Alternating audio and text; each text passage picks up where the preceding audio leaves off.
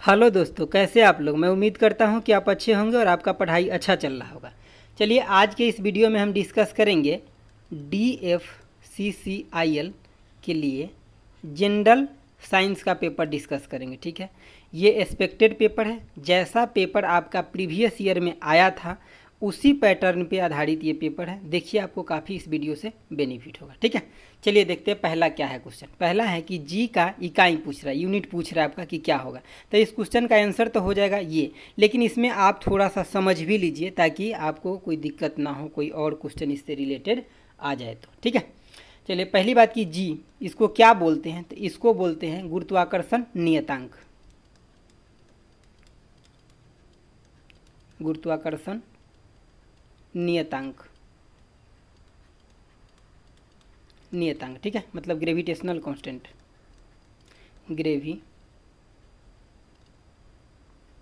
Gravitational constant. ठीक है, चलिए इसका आपको वैल्यू भी पता होना चाहिए। क्यों? क्योंकि जब न्यूमेरिकल पूछेगा तो इसका वैल्यू भी आपको जरूर पता रहना चाहिए। तो 6.67 इंटू में 10⁻11 और इसका यूनिट क्या हो जाएगा जो अभी मैं आपको बताया हूँ। क्या? तो न्यूटन मीटर स्क्वायर पर केजी स्क्वायर।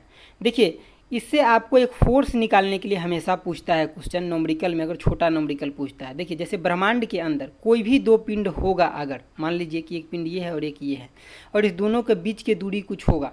ठीक है, हम इस पिंड को मान लेते हैं m1 और इस पिंड को क्या मान ले, m2 मान लेते हैं और इसके बीच का दूरी r है।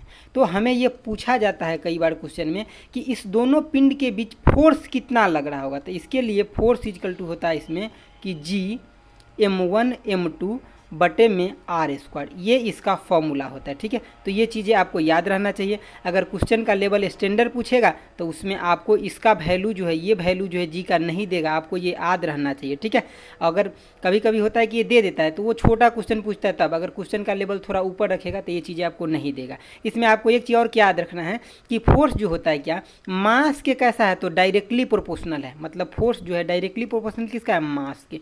लेकिन डिस्टेंस के कैसा है, तो इनवर्सली प्रोपोर्शनल है। ठीक है, इसका मतलब हुआ है कि मास जितना ज़्यादा होगा फोर्स उस पर उतना ज़्यादा लगेगा, और मतलब दूरी जितना ज़्यादा होगा तो फोर्स उस पर उतना कम लगेगा। ठीक है, चलिए देखते हैं नेक्स्ट क्वेश्चन।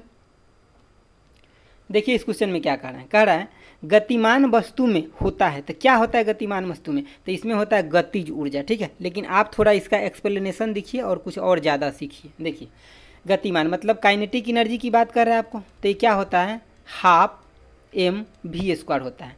अब यहाँ पे एक फार्मूला और आप देख रहे हैं, मतलब काइनेटिक एनर्जी हम वहाँ पे लगाते हैं जहाँ पे वेलोसिटी एंड क्या, मास गिवन हो। किसी भी वस्तु का जिसके अंदर वेलोसिटी है और उसके अंदर मास है तो उसका क्या होगा, मतलब काइनेटिक एनर्जी एग्जिस्ट उसमें करेगा। ठीक है, ऑप्शन नंबर 1 की अगर हम बात करें तो इसमें है स्थित ऊर्जा, मतलब क्या, पोटेंशियल एनर्जी। इसका फार्मूला क्या होता है, तो mgh होता है। अब ये कहाँ कहाँ लगाया जाता है ये आपको ध्यान रखना। जैसे कि कोई भी मास ले लेगा, आपको हाइट दे देगा, बोलेगा कि ये खंभे के ऊपर या पोल के ऊपर कहीं भी इतना kg का मास है, तो उस मास के अंदर जो है, मान लीजिए कि ये ग्राउंड हो गया अपना। ठीक है, ये ग्राउंड ले लिया मैंने, ग्राउंड हो गया, और ये मान लीजिए कि एक पोल हो गया, इसके ऊपर एक 10 kg का मास रखा हुआ है, 10 kg का। तो ये पूछेगा इसका हाइट अगर 10 मीटर, तो पोटेंशियल एनर्जी इसमें कितना होगा, तो आपको यहाँ पे यही फार्मूला लगा करके 10 इसके बदले हो गया। अगर इसका जी का वैल्यू अगर दिया है तो ठीक है, नहीं दिया है तो आप 10 भी ले सकते हैं और 9.8 भी ले सकते हैं। आपको चेक करना पड़ेगा क्या, तो ऑप्शन, अगर राउंड फिगर में होगा तो आप 10 ले लीजिए, नहीं तो 9.8 तो होता है, गुने में 10 कर दीजिए। इसका एनर्जी आ गया किसमें, जूल में आ गया। ये और स्टैंडर्ड क्वेश्चन कहाँ पे बन जाता है, जैसे कि आपको दे देगा एक डैम। ठीक है, डैम दे देगा, इसमें पूरा पानी से क्या है, भरा हुआ है। अब क्या कहेगा यहाँ पे कि इस डैम के अंदर जो है पोटेंशियल एनर्जी कितना है, मतलब स्थित ऊर्जा कितना है। तो आपको यही फार्मूला पता है mgh, लेकिन इसमें अगर वो क्वेश्चन को टफ बनाएगा तो क्या करेगा, वो मास नहीं देगा, मास को छुपा लेगा, इसका वॉल्यूम दे देगा आपको। ठीक है, वॉल्यूम, और बोल देगा क्या, स्टैंडर्ड वाटर है, मतलब ये है क्या, वाटर है। ठीक है, तो आपको ये तो पता होता, वॉल्यूम इसका दे दिया, स्टैंडर्ड वाटर मतलब आपको डेंसिटी ऑलरेडी पता हो, तो आपको यहाँ मास निकालना पड़ेगा। जैसे कि डेंसिटी इक्वल टू क्या होता है, मास बाई वॉल्यूम। तो यहाँ से आपको वॉल्यूम दे दिया रहेगा और डेंसिटी आपको नहीं दिया रहेगा, तो आपको क्या ले लेना है कि 1000 kg पर मीटर क्यूब, और यहाँ से आपको इसमें गुना करके आपको मास निकाल लेना है। उसके बाद आपको डैम का एनर्जी बताना है। ठीक है, तो आप समझ गए होइएगा। चलिए एक ऑप्शन और हम थोड़ा डिस्कस कर देते हैं इसमें, क्या कि ऑप्शन नंबर बी, ये भूतापीय ऊर्जा क्या होता है। देखिए ऐसे तो मैं अपने चैनल पे एक 5 से 7 मिनट का एक वीडियो डाला हूँ जिसमें भूतापीय ऊर्जा क्या होता है, मतलब नवीकरणीय ऊर्जा, अनवीकरणीय ऊर्जा, वो सब डिस्कस बहुत अच्छे से किया हूँ। ये क्वेश्चन आता है, अगर आप देखना चाहते हैं तो वो देख लीजिए वीडियो, आपका बिल्कुल क्लियर होगा। ऑप्शन बी क्या है, भूतापीय ऊर्जा। देखिए ये ऊर्जा एक्चुअली वहाँ पे होता है, जैसे कि मान लीजिए कि ये ग्राउंड है अपना, ठीक है, और ज़मीन के अंदर जहाँ भी अगर जैसे कि चूना पत्थर या कैल्शियम टाइप का अगर कोई चट्टान है, ठीक है, और उसी के ऊपर यहाँ पे अगर कोई पौंड है, मतलब पोखर है या तालाब है या नदी है, तो यहाँ क्या होता है, इसके वजह से, इस चूना पत्थर की वजह से ये चीज़ें, ये पानी यहाँ का गर्म हो जाता है, और गर्म होने के बाद यहाँ से भाप बन के बाहर निकलता है। अगर इसी स्टीम को आप एनर्जी में कन्वर्ट कर लेते हैं तो वही होता है क्या, भूतापीय ऊर्जा, यहाँ से कन्वर्ट हो जाता है वो, ठीक है। तो इन चीज़ों से ऐसे समझ, इसलिए भूतापीय ऊर्जा जो होता है इसमें किसी भी तरह का क्या होता है कि मतलब प्रदूषण नहीं होता है, मतलब ये प्रदूषण रहित होता है। इसको बोलते हैं क्या, तो नवीकरणीय ऊर्जा, नवीकरणीय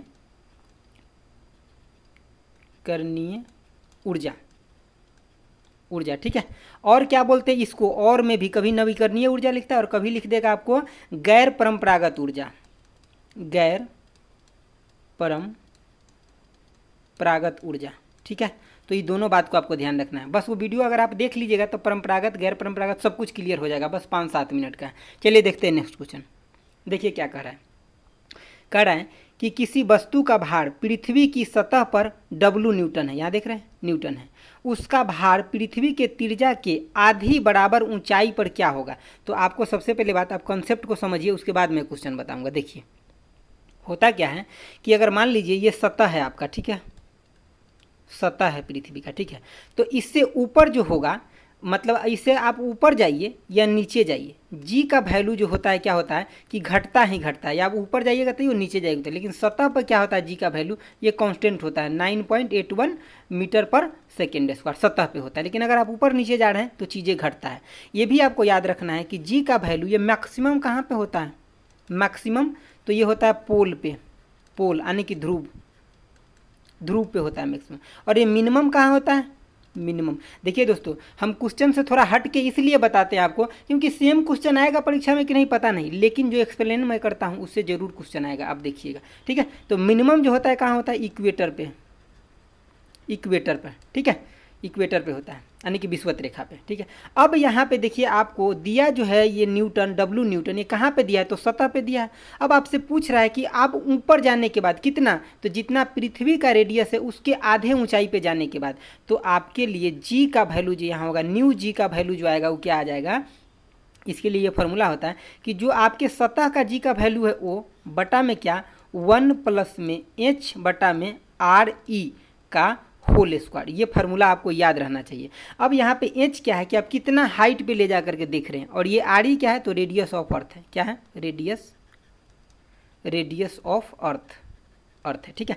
अब इस क्वेश्चन को हम लगाते हैं, हमें इसे आंसर निकलेगा। देखिए अब तो पहले हमें तो जी निकाल, जो पहले W है जो न्यूटन दिया हो, इसके मतलब क्या, M इंटू में जी है जो सतह पे है वो, तो मास तो आप कहीं भी ले जाइए कांस्टेंट ही रहेगा। अब जी ही बदलेगा, जब W हम डैश निकालेंगे जो नया वाला वो क्या हो जाएगा, तो मास इसमें भी सेम रहेगा, लेकिन जी अब नया वाला जी जाएगा जहाँ पे हम ऊंचाई पे ले जा रहे हैं वहाँ का, तो ये जी यहाँ से निकल जाएगा, ये जी आपको जो मैं अभी फार्मूला दिया हूँ यहाँ से निकल जाएगा। तो इसके लिए देखिए अब ये जी पहले आप निकालिए, जी डैश, तो जी डैश क्या हो जाएगा, जी बटा में कितना, 1 प्लस में H का वैल्यू कितना होगा, आपको क्वेश्चन में बोला है कि त्रिज्या के आधा हो जाता है, मतलब H इजकल टू आपको क्या लेना है, RE बाई में 2 लेना है, ठीक है। तो यहाँ पे आप डाल दीजिए, तो RE बाई में कितना 2 हो जाएगा और RE हो जाएगा, तो अब ये इससे कट जाएगा, इसका होल स्क्वायर भी है, ठीक है।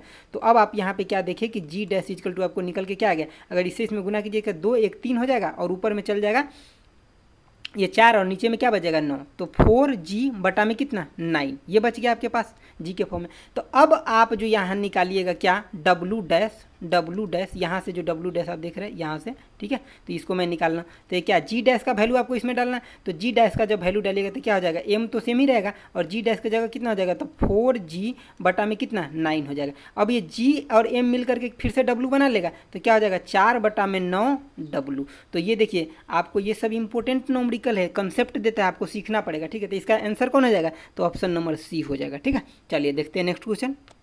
देखिए नेक्स्ट क्वेश्चन क्या है, कह रहा है कोई साइकिल सवार किसी मोड़ में घूमता है तो वह, मतलब जब कोई साइकिल सवार होता है, मैं थोड़ा कंसेप्ट बताता हूँ पहले। देखिए क्या होता है कि आप देखे होइएगा गोलंबर, जब आप रोड पे घूमते हैं तो इस टाइप का गोलंबर देखे होइएगा, ठीक है। अगर मान लीजिए कि कोई साइकिल लेकर के इधर जा रहा है तो होता है क्या, ये अंदर की तरफ झुकता है। जब भी कोई भी सर्कुलर पाथ पे अगर कोई चलता है तो अगर उसके पास कोई वेलोसिटी है तो उसका क्या होता है, उसका वेलोसिटी कम कर लेना पड़ता है। और यहाँ पे एक फोर्स काम करता है, जो कौन सा फोर्स होता है, तो सेंट्रीपिटल फोर्स होता है, जिसको आप अभिकेंद्री बल बोलते हैं, अभिकेंद्री बल, ठीक है। ये यहाँ पे काम करता है। तो इसके वजह से क्या होता है कि इस चीज़ों को सेफ रखता है, मतलब बचा करके रखता है, अच्छे से जाने देता है, ठीक है। अब यहाँ पे इसका फॉर्मूला भी आपको याद रखना है, क्या, सेंट्रीपिटल फोर्स का mv² बटा में r। ये कभी कभी न्यूमेरिकल के टर्म में पूछ लेता है। अब यहाँ पे सेंट्रीपिटल डिस्कस कर लिए तो एक फोर्स और है, उसको थोड़ा सा देख लीजिए। क्या, देखिए ये हमेशा फोर्स लगता है सेंट्रीपिटल सेंटर की तरफ लगता है, टुवार्ड्स द सेंटर। मतलब अगर यहाँ पे अगर आप घूम रहे हैं तो ये फोर्स हमेशा इधर की तरफ, इस सेंटर की तरफ। लेकिन यही सेंट्रीफ्यूगल फोर्स क्या होता है कि अवे फ्रॉम द सेंटर, मतलब ये सेंटर से बाहर की तरफ लगता है, उसको क्या बोलते हैं, सेंट्रीफ्यूगल फोर्स, ठीक है। तो इसका फार्मूला भी होता है सेम, mv² बटा में r। यहाँ पे m क्या है, तो वस्तु का मास, v क्या है, तो जिस वेलोसिटी से वस्तु जा रहा है, r क्या है, तो ये रेडियस है। जैसे कि मान लीजिए कि यहाँ से लेकर के और यहाँ तक ये वस्तु यहाँ पर घूम रहा था, तो इस बीच का ये डिस्टेंस है, यही है ये रेडियस, ठीक है, रेडियस ऑफ कर्वेचर। अब यहाँ पे आपको एक चीज़ याद रखना है कि सेंट्रीफ्यूगल फोर्स का जो है ये कहाँ कहाँ आपको देखने को मिलता है। तो जैसे कि वॉशिंग मशीन होता है, वॉशिंग मशीन में सेंट्रीफ्यूगल फोर्स काम करता है, उसके बेसिस पे, सेंट्रीफ्यूगल फोर्स के बेसिस पे वॉशिंग मशीन काम करता है, जो कपड़ा धोने के लिए होता है, ठीक है। उसके बाद क्या, जब आप मिल्क से क्रीम निकालते हैं, मिल्क से क्रीम को क्या करते हैं, सेपरेट करते हैं, वहाँ भी इसी का ज़रूरत होता है। आप एक क्वेश्चन हमें बताइए कि जब हम किसी भी दूध से मिल्क मतलब क्रीम निकाल लेते हैं तो उसका दूध का डेंसिटी क्या हो जाता है, बढ़ जाता है या घट जाता है। ये भी क्वेश्चन एग्जाम में पूछा गया है, तो इसमें आपको जवाब देना है क्या, कि उसका डेंसिटी क्या होता है, कि बढ़ जाता है, ठीक है। जब हम उसे मतलब वो निकाल लेते हैं क्रीम दूध से, मान लीजिए कि ये मिल्क है, ठीक है, मिल्क है, और इसे हम अगर क्रीम निकाल लिए तो इसका डेंसिटी जो बच जाएगा इसमें पानी टाइप, उसका डेंसिटी बढ़ जाता है। चलिए नेक्स्ट क्वेश्चन देखते हैं। देखिए क्या कह रहा है नेक्स्ट क्वेश्चन, कि यदि किसी कण का रेखीय संवेग दुगुना कर दिया जाए तो इसकी गतिज ऊर्जा क्या हो जाएगा। तो देखिए सबसे पहले बात तो आपको गतिज ऊर्जा का कंसेप्ट है, ये संवेग के रूप में पता होना चाहिए। तो गतिज ऊर्जा तो आपको पता है क्या होता है, काइनेटिक एनर्जी। तो काइनेटिक एनर्जी इक्वल टू होता है हाफ mv² होता है, ठीक है। लेकिन इसको यहाँ पे संवेग के फॉर्म में पूछा है, तो संवेग यानी कि इसको हम p से डिनोट करते हैं, ठीक है। ये क्या होता है, तो mv होता है, ठीक है। अब हम इसको काइनेटिक एनर्जी को अब हमें किसके फॉर्म में लिखना है, mv के फॉर्म में लिखना है। तो हम यहाँ पे क्या देखें कि अगर हम यहीं पे अगर एक m से ऊपर में गुना कर दे एक से नीचे में तो कोई फर्क पड़ेगा नहीं। तो अब यहाँ पे आप क्या देख रहे हैं कि ऊपर में हो गया mv का होल स्क्वायर और बटे में क्या 2m हो गया, किसके, काइनेटिक एनर्जी इक्वल टू, ठीक है। अब इसी चीज़ को mv को तो आप लिखते हैं संवेग, तो यहाँ पे लिख दीजिए p² बटा में कितना 2m हो गया। अब यहाँ पे क्या कह रहा है कि संवेग को दुगुना कर रहा था, पहले काइनेटिक एनर्जी ये है, अब न्यू काइनेटिक एनर्जी क्या हो जाएगा, न्यू काइनेटिक एनर्जी की अगर मैं बात करूँ तो आप बोलिएगा यहाँ p की जगह 2p हो जाएगा, तो 2p का होल स्क्वायर बटा में कितना 2m। तो अब यहाँ पे आप क्या देखिए कि 4p² बटा में 2m। तो पहले क्या था काइनेटिक एनर्जी, तो p² बटा में 2m, अब क्या है तो 4p² बटा में 2m, मतलब कितना गुना हो गया, तो ये 4 गुना हो गया, ऑप्शन बी। लेकिन आपको एक बात ध्यान रखना है, यहाँ पे अगर जब ये क्वेश्चन टर्न करेगा तो क्या बोलेगा, कितना बढ़ गया, वृद्धि कितना हुआ एनर्जी में, तब वृद्धि हुआ कितना 3 टाइम्स वृद्धि हुआ, तो वृद्धि कितना का हुआ 3 का, लेकिन हो कितना गया, तो 4 गुना हो गया, ठीक है। चलिए देखते हैं नेक्स्ट क्वेश्चन। देखिए क्या कह रहा है, यहाँ पे कह रहा है कि जूल निम्नलिखित में से किसका इकाई है। देखिए छोटा छोटा भी क्वेश्चन पूछता है, आपको अगर विश्वास नहीं तो प्रीवियस ईयर देखिए, हम प्रीवियस ईयर पूरा करवा दिए हुए अच्छे से चैनल पे, ठीक है। देखिए यहाँ पे जूल, तो जूल क्या होता है, न्यूटन मीटर होता है, ठीक है। तो इसका मतलब क्या यही होता है जूल, तो इसका किसका यूनिट होता है, तो ऊर्जा का होता है। आपको बल का तो पता ही होगा क्या, न्यूटन, ठीक है। यहाँ पे दबाव का क्या होता है, मतलब जो प्रेशर होता है इसका, तो हम न्यूटन पर मीटर स्क्वायर या और क्या लिखते हैं, तो पास्कल, और इसका यूनिट बार में भी व्यक्त किया जाता है, ठीक है। प्रेशर को, टेम्परेचर का आपको पता ही है कि क्या डिग्री सेल्सियस में, केल्विन में और फ़ारेनहाइट में, वो डिपेंड करता है कि आपको वहाँ किस चीज़ में पूछा हुआ है, कैसा है उसमें, ठीक है। चलिए नेक्स्ट क्वेश्चन देखते हैं। देखिए ये क्वेश्चन क्या कह रहा है, ये क्वेश्चन कह रहा है किसी पात्र में द्रव की किसी मात्रा की आभासी गहराई 15 सेंटीमीटर है, यदि इसकी वास्तविक गहराई 20 सेंटीमीटर है तो क्या पूछ रहा है, तो द्रव का अपवर्तनांक कितना है। देखिए यहाँ पे आपको रिफ्रैक्टिव इंडेक्स जो होता है उसका कंसेप्ट थोड़ा पता होना चाहिए, मैं बताता हूँ। देखिए अपवर्तनांक के लिए क्या होता है, अपवर्तनांक, इसको शॉर्ट में मैं लिख देता हूँ इंग्लिश में, रिफ्रैक्टिव इंडेक्स बोलते हैं, ठीक है। ये होता है क्या कि जो आपका वास्तविक गहराई है, ठीक है, वास्तविक गहराई और बटे में क्या, जो आभासी गहराई आप देखे हैं, ठीक है, आभासी गहराई। इस क्वेश्चन को मैं अच्छे से समझाता हूँ, आप देखने के पहले समझने की कोशिश कीजिए, उसके बाद आंसर पे जाइएगा। देखिए तो वास्तविक का गहराई इसका कितना है, तो 20 है, और जो आभासी कितना आप देखे हैं तो 15, तो कितना हो जाएगा, मतलब 4/3 हो जाएगा, तो मतलब 1.33। तो क्वेश्चन का आंसर तो हमारा निकल गया, ठीक है। लेकिन हमें इतना से काम नहीं चलेगा। देखिए ये होता है क्या, जैसे कि आप कई बार पढ़े होइएगा इस क्वेश्चन को। जैसे कि मान लीजिए कि अगर कोई ये बीकर है, ठीक है, इसके अंदर अगर पूरा क्या है, पानी भरा हुआ है, ठीक है, पानी भरा हुआ है, और होता है कि मान लीजिए कि इसके अंदर एगो कोई क्वाइन आप गिरा दिए, जो बैठा हुआ है कहाँ, क्वाइन बेस में, ये क्वाइन कहाँ, बेस में बैठा है। लेकिन अगर इसका वास्तविक गहराई अगर 5 मीटर है इस बीकर का, तो आपको ये क्वाइन क्या दिखाएगा, 5 से ऊपरे दिखाएगा, आपको ऐसा दिखाई देगा, ठीक है, दिखाई देगा 5 से ऊपर, जैसे कि 4 मीटर या 3 मीटर ऐसे दिखाई देगा, ठीक है। तो मतलब क्या है, किस वजह से ऐसा होता है, कौन सा फिनोमेना है, तो ये होता है रिफ्रैक्शन की वजह से। किसके, रिफ्रैक्शन की वजह से होता है, ठीक है, मतलब अपवर्तन की वजह से ऐसा दिखाई देता है। तो ये क्वेश्चन, एक क्वेश्चन और इस पे बनता है क्या, कि जब पानी के अंदर मछली होता है तो मछुआरा जो उसको पकड़ने के लिए जो भाला मारता है, तो वो कहाँ मारता है, मछली जहाँ पे होता है उससे ऊपर मारता है या नीचे मारता है, तो आप खुद सोचिए। देखिए ये कहाँ दिखाई दे रहा है, ऊपर दिखाई दे रहा है, मतलब जहाँ पे दिखाई दे रहा है मछली उससे नीचे मारना है, तब मछली को मार पाएगा वो, ठीक है। चलिए और इसमें देख लीजिए क्या होता है कि रिफ्रैक्शन अपवर्तनांक की वजह से क्या होता है कि रात में, जैसे कि देखते हैं आप, मैं लिखूंगा नहीं, आप सिर्फ सुन लीजिए। रात में क्या होता है कि तारा का जो देखते हैं टिमटिमाना, वो भी जैसे कि तारा टिमटिमाना, ये भी इसके वजह से होता है, ठीक है। आप देखते हैं क्या कि सूर्योदय से पहले या सूर्यास्त के बाद भी आपको मतलब सूर्य थोड़ा दिखाई टाइप का या महसूस होता है, वो भी होता है किसके, रिफ्रैक्शन की वजह से ही होता है, ठीक है। तो ये सारे क्वेश्चन आप समझ गए होइएगा। चलिए देखते हैं नेक्स्ट क्वेश्चन, ठीक है। देखिए यहाँ पे क्या है कि किस तापमान पर डिग्री सेंटीग्रेड और फ़ारेनहाइट पैमाने पर समान होता है। ये क्वेश्चन तो आपको रटा होगा, कोई दिक्कत नहीं कि -40 डिग्री पे होता है, लेकिन मैं आपको थोड़ा कंसेप्ट देना चाहता हूँ, जहाँ से आप ले जाइए वो आपको काम आएगा। ये क्वेश्चन सिर्फ काम नहीं आएगा, ठीक है। देखिए सबसे पहले बात आपको एक फॉर्मूला याद रखना है। क्या फॉर्मूला क्या है, छोटा सा बात है। देखिए C-0 बटा में कितना, तो 100, ठीक है।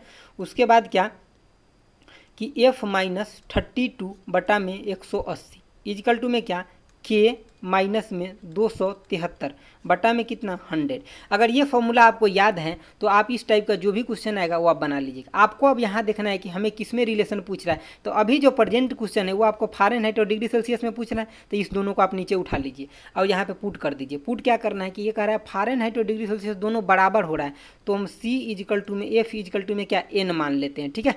तो अब हमें C के जगह भी पुट कर देना है n और F के जगह भी n। अब जो इससे वैल्यू आएगा वही तो होगा दोनों के बराबर पे। तो देखिए C क्या, n पुट कर दे बटा में कितना, 100 इजकल टू में क्या पुट करें, तो F के जगह भी n माइनस में कितना, 32 बटा में कितना, 180। अगर इसको हम इससे काट दें, ठीक है, 5 से ये कट जाएगा, 3 से कितना, 2 से 5 और 2 से कितना, 9। अब इसको मल्टीप्लीकेशन कर दीजिए तो 9n इजकल टू क्या हो गया, तो आप यहाँ देखिएगा 5n माइनस में कितना, 160।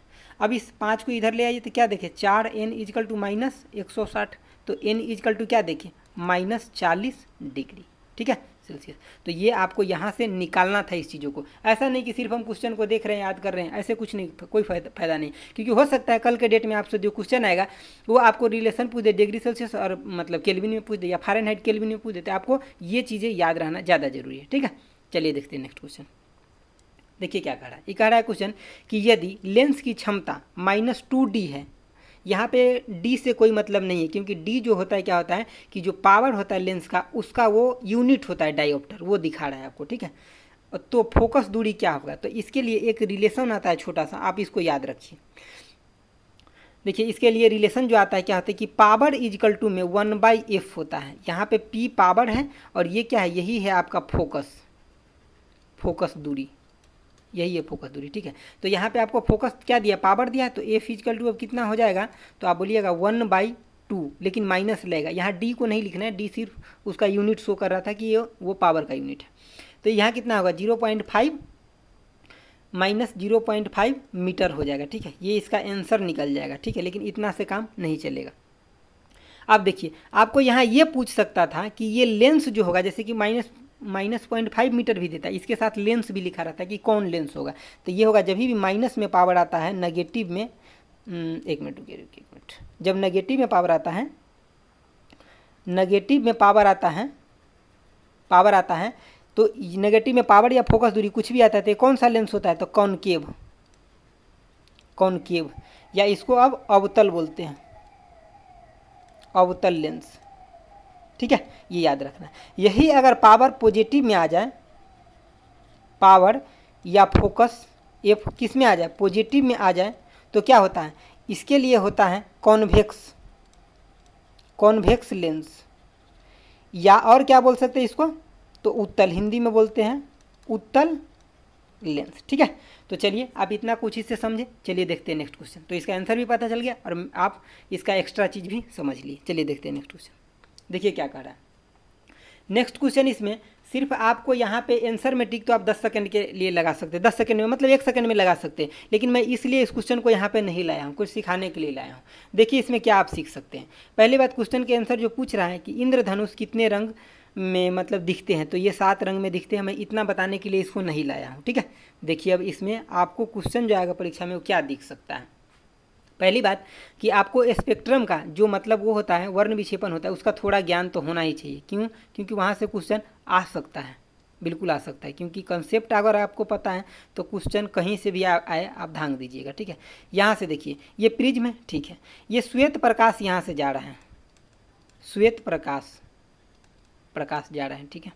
अब यहाँ प्रिज्म के अंदर जब गया, ये प्रिज्म अगर नहीं रहता तो ये प्रकाश कैसे चल जाता, ऐसे चला जाता, आप बोलते यस ऐसे चल जाता, लेकिन ये प्रिज्म होने के वजह से ये 7 रंगों में विभाजित हुआ और ये चीज़ें यहाँ पे बदलते हुए दिखाई दिए। कैसे?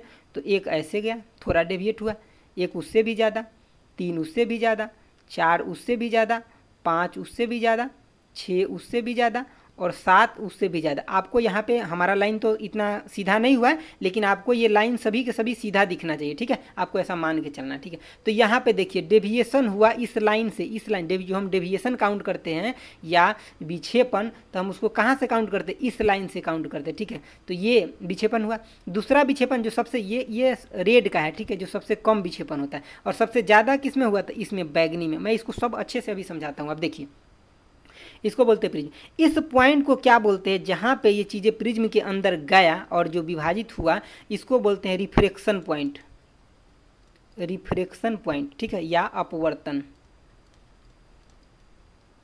ठीक है। अब ये देखिए ये 7 रंग क्या क्या होता है, वाई जी बीव BIV, ठीक है। मैं इसको ऐसे याद रखा हूँ, रुआय जीबी, आप कैसे भी याद रख सकते, कोई दिक्कत नहीं। अब यहाँ होता क्या है, हमें क्या देखने को मिलता है कि यहाँ पे जो रेड है इसका डेविएशन यानी कि विक्षेपण सबसे कम है, और सबसे ज़्यादा किसका है, तो ये वायलेट का जो बैगनी रंग है, ये बैगनी है। मैं यहाँ पे सब कुछ डिटेल लिखता हूँ, नहीं तो आपको परीक्षा में छूट जाएगा। देखिए आर ये क्या है, रेड शो करता है, ठीक है। इसका क्या होता है कि जो विक्षेपण है यानी कि डेविएशन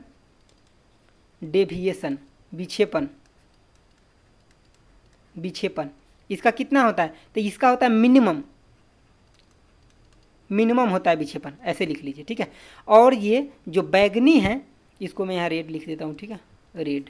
और ये बैगनी जो है, बैगनी, इसका डेविएशन जो होता है यह होता है मैक्सिमम डेविएशन, यानी कि विक्षेपण जो होता है क्या होता है, मैक्सिमम होता है। ये चीज़ें आप समझिए, लेकिन इतना से भी काम नहीं चलेगा, आप ध्यान से भी देखिए, बहुत सारा क्वेश्चन यहाँ पे बनता है।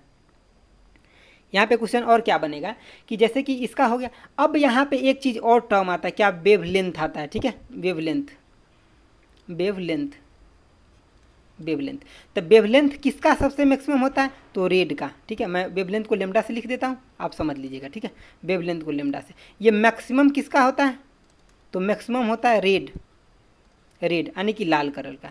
और ये वेवलेंथ मिनिमम किसका होता है, मिनिमम, तो मिनिमम किसका बोलिएगा, तो भी यानी कि बैगनी का, ठीक है, वायलेट का मैं लिख देता हूँ बैगनी, ठीक है। ये चीज़ आप समझ गए। एक टर्म अगर क्वेश्चन आपको थोड़ा भी हार्ड बनेगा तो एक टर्म यहाँ पे इंट्रोड्यूस होगा, वो क्या, तो एनर्जी का टर्म इंट्रोड्यूस होगा। आप ध्यान रखिए इन चीज़ों को। देखिए E इजकल टू होता है hc बाई में लेमडा, मतलब आपको यहाँ पे एनर्जी मतलब ऊर्जा, H तो यहाँ कांस्टेंट होता है, इससे आपको कोई मतलब नहीं है। यहाँ पे C जो है ये क्या है, वेलोसिटी ऑफ लाइट है, क्या है, वेलोसिटी ऑफ लाइट है। ये भी आपको जो आ रहा है लाइट वही है, मतलब सारा एनर्जी का जो खेल है किस पे डिपेंड है, लेमडा पे।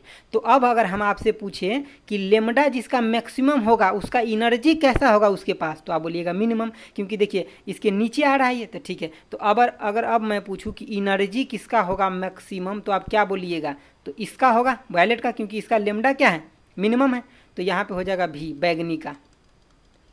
बैगनी का। चीज़ें हम समझ रहे होइएगा आप, जहाँ तक मैं उम्मीद करता हूँ, ठीक है। और मिनिमम पूछे तो किसका हो जाएगा, रेड का, ठीक है। तो ये चीज़ें समझ गए आप सारा कुछ। अब एक चीज़ें आपको और समझना पड़ेगा, वो चीज़ें क्या है कि यहाँ पे आप एनर्जी समझ लिए, ये चीज़ें भी समझ लिए, ये भी समझ लीजिए, ठीक है। अब आप थोड़ा सा ये जो पूछा था इंद्रधनुष के बारे में, इसके बारे में मैं थोड़ा सा आपको बता देता हूँ। देखिए यहाँ पे हाँ एक चीज़ और पूछा जाता है, जैसे कि आपको जो ये पूछा जाता है कि जैसे कि कहीं भी सिग्नल पे जो लाइट यूज करते हैं तो कौन सा लाइट यूज करते हैं, तो हम रेड करते हैं, ठीक है, रेड लाइट यूज करते हैं। और उसका रीजन क्या होता है, तो यही होता है मिनिमम डेविएशन। क्या होता है, मिनिमम डेविएशन, ठीक है। मिनिमम डेविएशन की वजह से हम उसका यूज करते हैं, क्योंकि वो जो उसका जो फोकस होता है दूर तक दिखाई देता है, ताकि लोगों को सेफ्टी बरतने में आसान हो, ठीक है। इसमें देखिए अब जो इंद्रधनुष पूछा था, इसमें दो टाइप के इंद्रधनुष बनते हैं। पहला क्या बनता है कि प्राथमिक यानी कि प्राइमरी। इसमें क्या होता है कि जो ही ये वाटर का बूंद होता है इसमें, तो ये जो भी इसके ऊपर लाइट आता है तो इसमें क्या होता है, एक बार तो यहाँ गया, ठीक है, और यहाँ जो अब इसमें दूसरा मीडियम में अब ये जा रहा है तो कैसा होगा, यहाँ पे रिफ्रैक्शन होगा, रिफ्रैक्शन होगा यानी कि अपवर्तन होगा, ठीक है। और इस मीडियम में जाएगा, उसके बाद यहाँ से क्या होगा, रिफ्लेक्शन होगा और ये फिर बाहर निकल जाएगा ऐसे, ठीक है। यहाँ से ऐसे गया और यहाँ से इसका या इस पॉइंट पे क्या हुआ, रिफ्लेक्शन यानी कि परावर्तन, ठीक है। जो परावर्तन और अपवर्तन तो आप समझ ही रहे होंगे, क्योंकि जब एक माध्यम से दूसरे माध्यम में जाता है तब वहाँ पे जो पॉइंट होता है उस पॉइंट को, उस सतह को हम क्या बोलते हैं, उस सतह पे रिफ्लेक्शन हो रहा है, अपवर्तन। और जब सेम ही माध्यम से रिटर्न हो जाता है तो वहाँ पे क्या होता है, रिफ्लेक्शन यानी कि परावर्तन होता है, ठीक है। तो ये प्राइमरी इंद्रधनुष है, जिसमें दो बार क्या हुआ, रिफ्लेक्शन, यानी कि अपवर्तन, और एक बार क्या हुआ, तो रिफ्लेक्शन यानी कि परावर्तन हुआ, ठीक है। लेकिन यही अगर द्वितीय इंद्रधनुष होता है, तो इसमें चीज़ें बदल जाता है। क्या हो जाता है कि इसमें अब जो लाइट आया कहीं भी बाहर से, तो इसमें एक बार तो पहले यहाँ पे रिफ्लेक्शन हुआ ही, और एक बार और इसमें एक बार यहाँ रिफ्लेक्शन हुआ, यहाँ रिफ्लेक्शन, और फिर से यहाँ रिफ्लेक्शन होगा, अब जा कर के ये बाहर निकलेगा, ठीक है, ऐसे, ठीक है, ऐसे बाहर निकलेगा।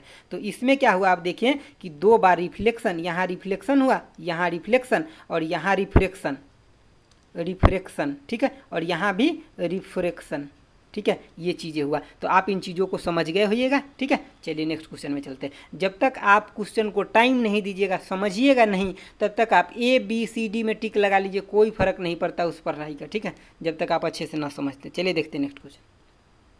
देखिए नेक्स्ट क्वेश्चन क्या कह रहा है निम्नलिखित में से कौन है जो अस्थाई है। तो इस क्वेश्चन का फिर से कितना देर में आंसर दीजिएगा, तो 2 सेकंड में। क्या, न्यूट्रॉन होता है जो कैसा होता है, अस्थाई होता है। चलिए मैं थोड़ा आपको विस्तार में बताता हूँ।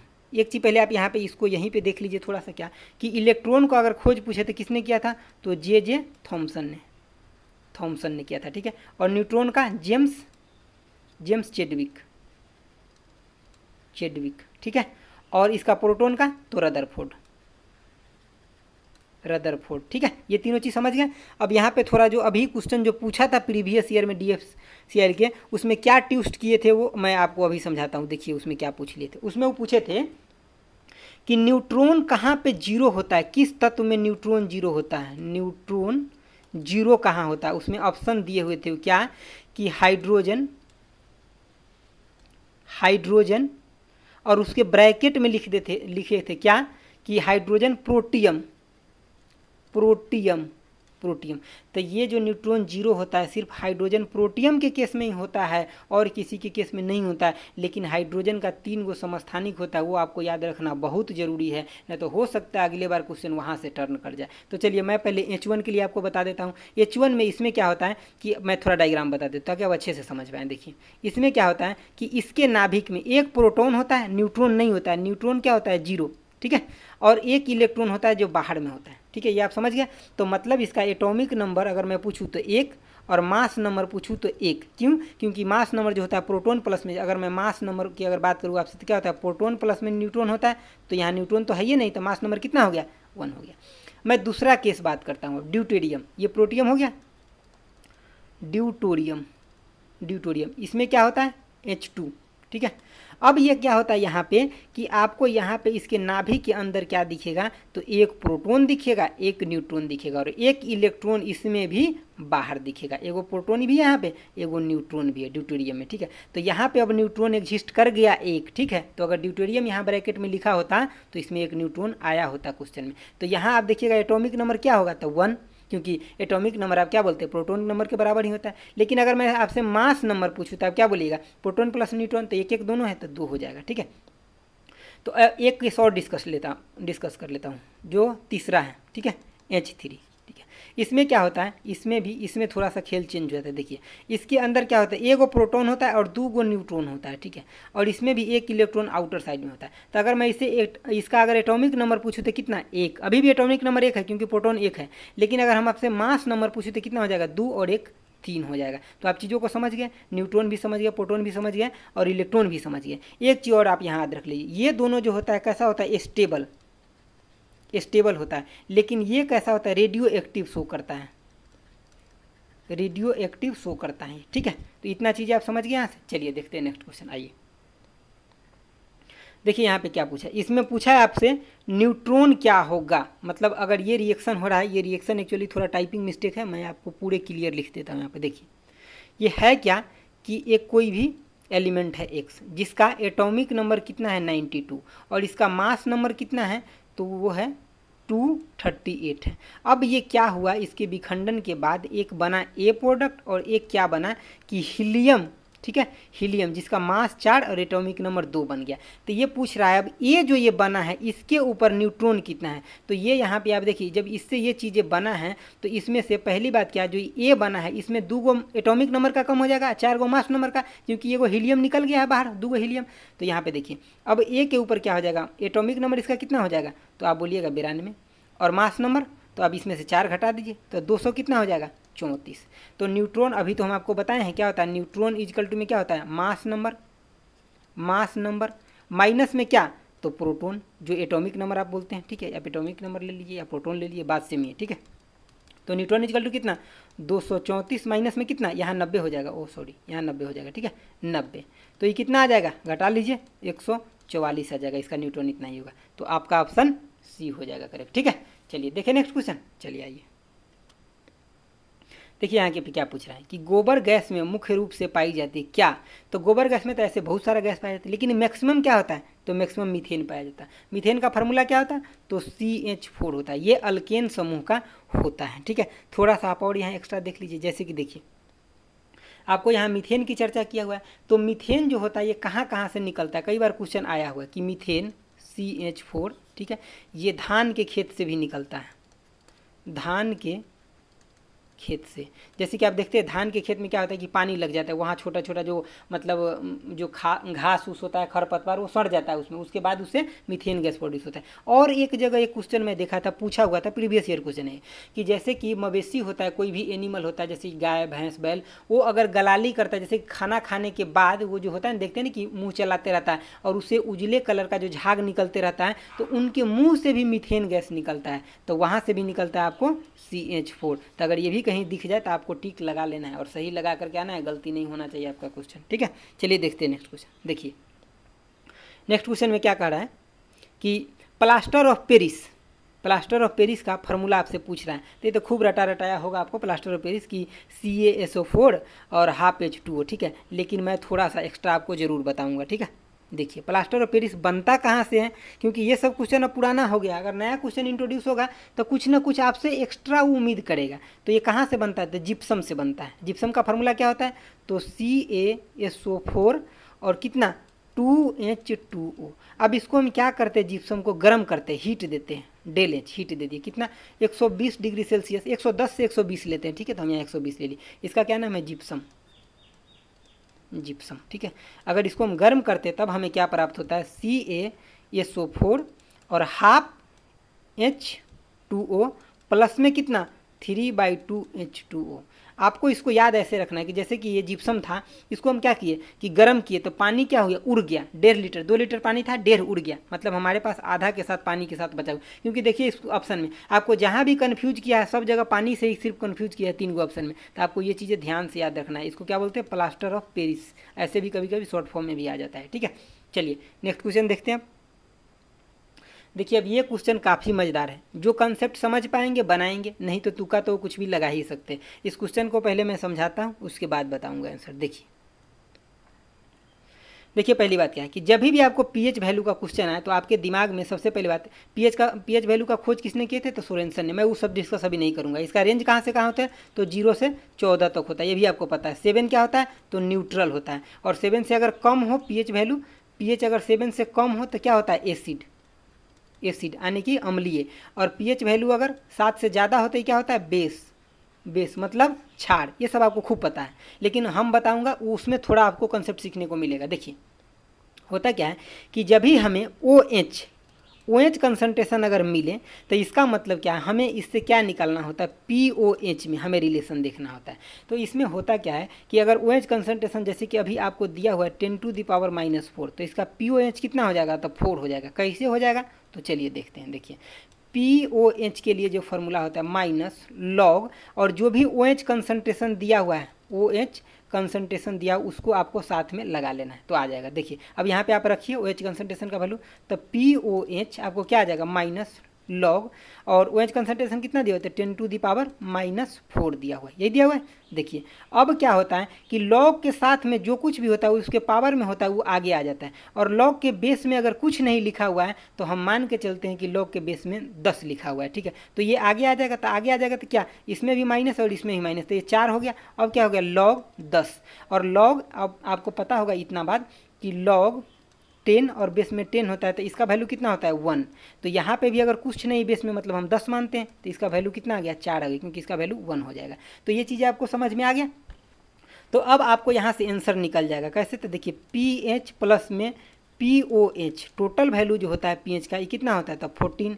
आपको ये निकल गया और ये पूछा है, तो आपको पीएच इक्वल टू में कितना निकल गया, तो 14 माइनस 10, 4 कीजिएगा तो कितना, 10 आ गया। लेकिन सावधान, एक चीज़ आपको और ध्यान रखना है, वो क्या कि अगर वो ऐसे न देता वैल्यू को, कुछ और टर्म में देता, ऐसे देता, तब आप क्या करते। जैसे कि मान लीजिए यहाँ आपको दे दिया OH कंसंट्रेशन दे दिया, लेकिन आपको अगर H कंसंट्रेशन दे दे तब क्या कीजिएगा, तो इसके लिए आपको pH वैल्यू फिर से निकालना है, तब फिर इस फार्मूला में पुट करके आपको आगे बढ़ जाना है। तो मान लीजिए कि इसका वैल्यू अगर 10⁻³ आपको दे दिया है, तो ये फिर कितना हो जाएगा, 3 हो जाएगा। सेम रूल से जैसे कि pH के लिए आपको क्या बताया फार्मूला कि माइनस लॉग, और यहाँ पे जो भी H कंसंट्रेशन दिया हुआ है वो आपको डाल देना है, और यहाँ से फिर आपको क्या pH का वैल्यू निकल जाएगा, फिर आप POH का वैल्यू एकदम आसानी से निकाल सकते हैं, ठीक है। तो आप समझ गए होइएगा इस क्वेश्चन का। तो इस क्वेश्चन का जो आंसर था वो कौन था, मैं अब ये भी बता देता हूँ, ठीक है। देखिए ये B नंबर था, ठीक है। चलिए देखते हैं नेक्स्ट क्वेश्चन।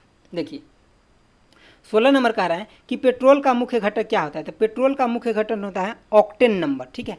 अगर आपसे डीजल का पूछ ले, देखिए जैसे कि मैं दोनों बता देता हूँ, पेट्रोल के लिए होता है ऑक्टेन नंबर, ऑक्टेन नंबर। जैसे कि हमें अगर पेट्रोल को चेक भी करना है कि ये पेट्रोल कैसा क्वालिटी का है, तो हम उसमें क्या चेक करते हैं, ऑक्टेन नंबर। लेकिन अगर डीजल हो, डीजल का पूछ ले तो इसके लिए होता है C10 नंबर, C10 नंबर, ठीक है। तो ये दोनों आपको याद रखना है। चलिए देखते हैं। देखिए ये क्वेश्चन क्या कर रहा है, ये क्वेश्चन कर रहा है centre for DNA finger printing and diagnostic अवस्थित है, तो कहाँ है, तो ये हैदराबाद में। अब ये तो नाम है, आप याद रख लीजिए, इसमें मैं क्या डिस्कस करूँ, ठीक है। देखिए नेक्स्ट क्वेश्चन। अब यहाँ 18 नंबर क्वेश्चन देखिए, इस क्वेश्चन को मैं इसलिए लाया हूँ ताकि यहाँ पे आपको 4 क्वेश्चन कवर हो जाएगा, ठीक है, और आपको शॉर्टकट भी पता हो जाएगा। देखिए जैसे नींबू, आपको सबसे पहले क्या करना होता है ऐसे क्वेश्चन में कि आपको जो आ रहा है उसको मिलाइए, बाद में अगर एक दो नहीं भी आ रहा है वो भी मैच हो जाता है। तो नींबू ये क्या है, खट्टा फल है, तो जो भी आपको खट्टे फल सब्जी है उसमें क्या होता है, तो साइट्रिक अम्ल होता है, ठीक है, साइट्रिक अम्ल, ठीक है। उसके बाद आपको सिरका, इसके बारे में तो खूब नॉलेज होगा आपको। सिरका ये कहाँ पाया जाता है, तो एसिटिक अम्ल सिरका में, और अंगूर में टार्टिक। आपको अगर इसका पता नहीं भी था समुद्री शैवाल का तो आपका आंसर मिल गया। क्या होता है इसमें, एजिलिनिक अम्ल होता है, ठीक है। चलिए देखते हैं नेक्स्ट क्वेश्चन। देखिए क्या है कि एड्स के प्रति सबसे अधिक व्यापक रूप से प्रतिरक्षित औषधि कौन है, मतलब एड्स मतलब बीमारी में सबसे ज़्यादा जो उपयोग किया जाता है दवा वो कौन सा है, तो ये हो जाएगा ऑप्शन नंबर ए, ठीक है, जीडोविडिन। इसको और क्या बोलते हैं, तो एजिडोथाइमिडिन बोलते हैं, ठीक है। तो ये दोनों, ये मतलब किसी भी नाम से आ सकता है या ब्रैकेट में भी लिखा रह सकता है, तो आप इनको ध्यान रखिएगा। आप यहाँ पे एक चीज़ फुल फॉर्म इसका याद रख लीजिए, कई बार एग्जाम में पूछ देता है, जैसे कि एड्स, एड्स इसका फुल फॉर्म क्या होता है, तो एक्वायर्ड इम्यूनो डिफिशियंसी सिंड्रोम, ठीक है। अब इसके साथ साथ देखिए कभी कभी ऐसा होता है ना कि पूरा का फुल फॉर्म आपसे नहीं पूछेगा, सिर्फ इसमें पूछ लेगा कि ए का क्या है या डी का क्या है, तो इसलिए आपको अच्छे से याद रहना चाहिए स्पेलिंग के साथ, ठीक है। आप एक HIV का भी याद रख लीजिए, इसका क्या होता है, तो ह्यूमन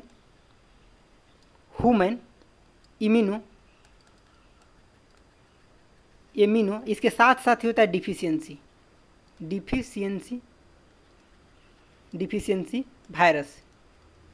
वायरस, ठीक है। तो ये दोनों चीज़ें आपको यहाँ से याद रखना है, ठीक है। चलिए देखते हैं नेक्स्ट क्वेश्चन। देखिए ये क्वेश्चन कई बार आया हुआ है, रिपीट हुआ है एग्जाम में, लेकिन इसमें ये पूरा का नहीं पूछता है, आपको सिर्फ ए का पूछ लेगा या एस का पूछ लेगा, ऐसे पूछता है। तो आपको बिल्कुल अच्छे से याद होना चाहिए कि सीवियर एक्यूट रिस्पिरेटरी और क्या सिंड्रोम, मतलब पूरे अच्छे से इसका फुल फॉर्म आपको याद रहना चाहिए, तभी आप जाकर आंसर दे पाइएगा। चलिए नेक्स्ट क्वेश्चन देखते हैं।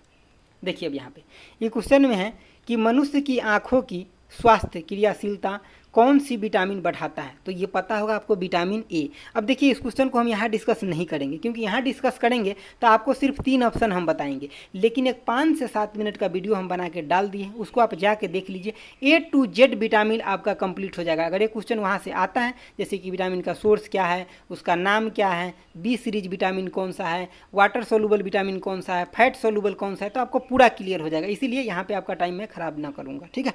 चलिए देखिए नेक्स्ट क्वेश्चन। देखिए क्या कह रहा है कि पौधे किस विधि से भोजन का निर्माण करता है, तो पौधे जो भोजन का निर्माण करता है प्रकाश संश्लेषण के द्वारा करते हैं, ठीक है। अब यहाँ पे मैं थोड़ा आपको कंसेप्ट बताता हूँ, इसको ध्यान रखिए, क्योंकि वो तो आपको पता ही है। देखिए सबसे पहले बात क्या होता है, अब मैं एक रेंडम ले लेता हूँ, जैसे कि आप पौधा देखते हैं तो ऐसे ही होता है कुछ, ठीक है। ऐसे इतना अच्छा मेरा डायग्राम है नहीं, लेकिन फिर भी मैं कोशिश किया हूँ आपको थोड़ा समझाने का। जैसे कि मान लीजिए इसका ये लीफ है, ठीक है, इसी तरह से होता है, और भी बहुत सारा लीफ होगा, मैं एक लिया। तो ये पौधा क्या करता है कि सूर्य प्रकाश की उपस्थिति में, ठीक है, सूर्य प्रकाश की उपस्थिति में ये क्या करते हैं कि वायुमंडल से ये क्या चीज़ को ऑब्जर्व करते हैं, तो वायुमंडल से कार्बन डाइऑक्साइड को ऑब्जर्व करते हैं, बिल्कुल।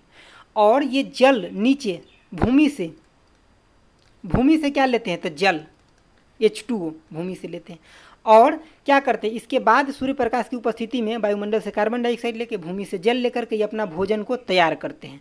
अब मैं एक चीज़ और आपको यहाँ पे बताऊं कि ये जल जो ऊपर की तरफ जाता है, ये किसके द्वारा जाता है, तो जाइलम।